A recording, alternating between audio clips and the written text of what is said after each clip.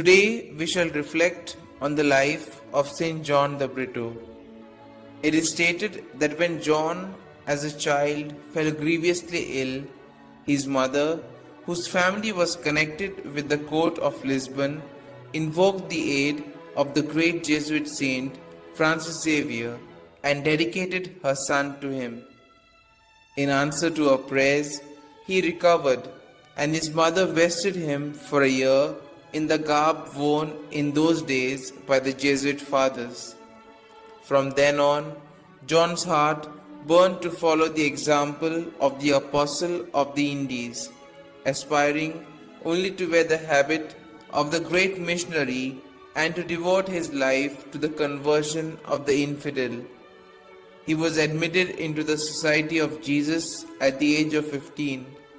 His success in studies was so remarkable that great efforts were made after his ordination to keep him in Portugal, but grace triumphed, and in 1673 he set sail for Goa with 16 of his fellow Jesuits.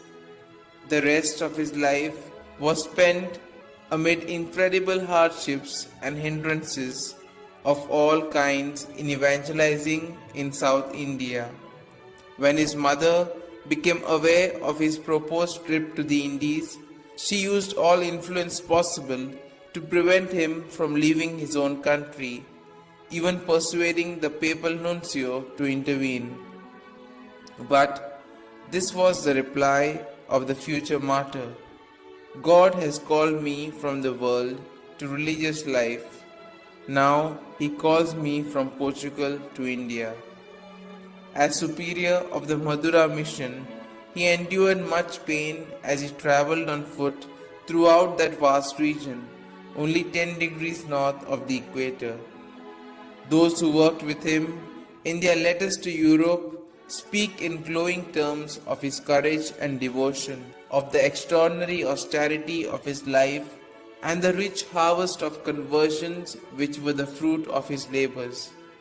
For 14 years he toiled, preaching, converting, baptizing multitudes at the cost of much privation, hardship, and persecution.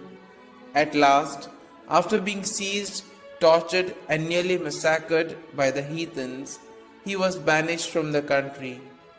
Forced to return to Portugal in 1683, John once more broke through every obstacle and returned to his labor of love in 1691.